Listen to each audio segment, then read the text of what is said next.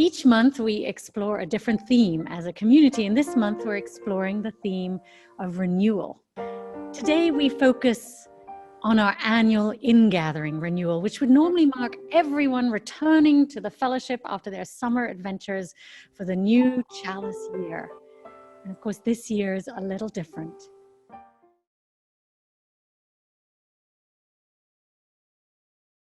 Growing up in Germany and England in the days when it was safe to travel between countries, I used to be sent off regularly as an exchange student to another country during my summer holidays. My childhood granted me these marvelous, privileged, if somewhat intimidating adventures. It usually involved going to stay with strangers whose language, culture, and ways of being were foreign to me. The idea being that I could immerse myself in their language.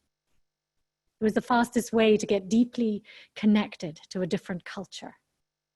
And whenever I went to France or Switzerland, I would bring something from England as a gift for my hosts. And likewise, when they would come and stay with us, they would bring a typical gift from their culture. Now, food was often chosen as the gift that expressed our cultures. Yes, even English food. So from England, I would bring jars of clotted cream, which if you've never had them, they're very good. And a Cadbury's Crunchy, which is a special chocolate bar, or fruit and nut bars. And my friends from France would bring special cheeses, really stinky cheeses, and pâtés and breads, and always a lovely pain au chocolat, the French chocolate croissant. And the Swiss might bring some Lindt chocolate or marzipan, which was a favorite of my father's. We'd also often bring something a little longer lasting, like I might bring a tome of the complete works of Shakespeare from England, and someone from France might bring a replica of the Eiffel Tower, or someone from Switzerland bring one of their fabulous Swiss watches. In each case, it was a gift that expressed the essence of where we came from and who we were. And we wanted to share a little bit more about who we were and offer an experience of something significant in our culture to this new community. Now, in those days, it was considered a plus to learn about another's culture and differences. And I know for you all, it is still considered that way. It never ceased to amaze me how profoundly different each country in Europe was, completely unlike in language, history, and tradition. And it would take time to understand one another more deeply and learn each other's customs. But by bringing something that expressed our essence, our cultures could intermingle and we would be reminded of each other. And my friends, so it is with us here today. COVID has led many of us to feel distant and removed from each other, as well as our physical Chalice home. And when I've been in the Sanctuary and Fellowship Hall, they feel empty and devoid of your personalities and your love and your laugh.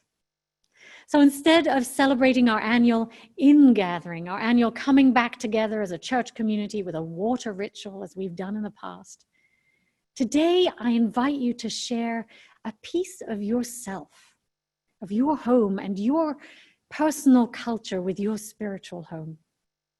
That way all our unique essences can intermingle with one another, and we have a reminder here at Chalice of all of you.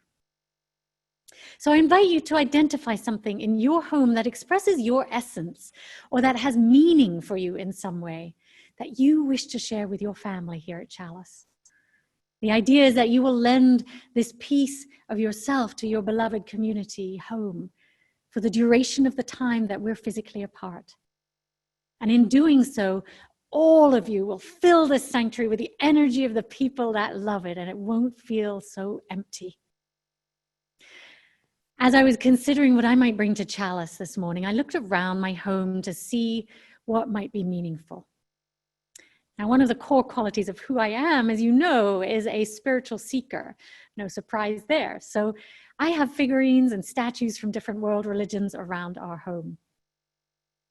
And when I broadcast from home, you'll see a beautiful statue of Kuan Yin behind me, the goddess of compassion, which was an ordination gift that was given to me by a congregant from my home congregation. But I also have Buddhist and Hindu and Christian statues around my home. So when I saw this statue of Ganesh, the Hindu elephant god of protection and dissolver of obstacles, Michael and I knew we had to share him with Chalice. Now, Ganesh stands for wisdom and knowledge. He brings the energy from which everything manifests and into which everything will dissolve.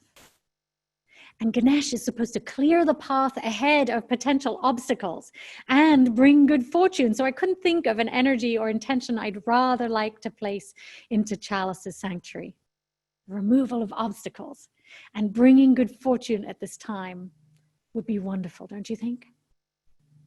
So I have marked Ganesh with my name, some tape, on some masking tape, and I invite you to do the same with your objects. And I'm going to place him on our communal altar where all your objects will be placed too. So if we can go into the wide angle view, you can see our altar.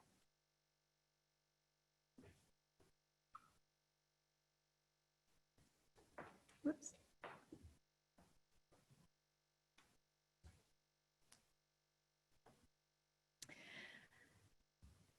Now, even though this is a sanctuary, there's no need to bring just a spiritual object, but bring something that is meaningful to you, that expresses some of who you are, your essence.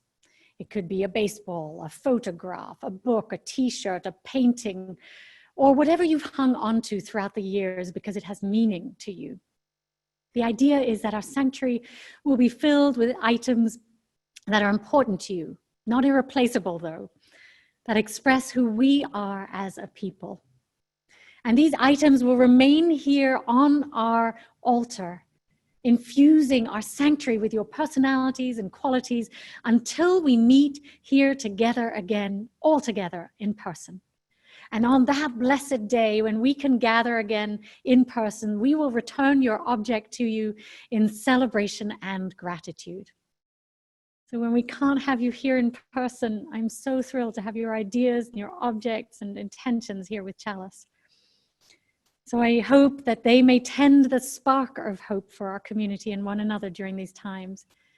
May they infuse our community and buildings with your love and your commitment. May it be so.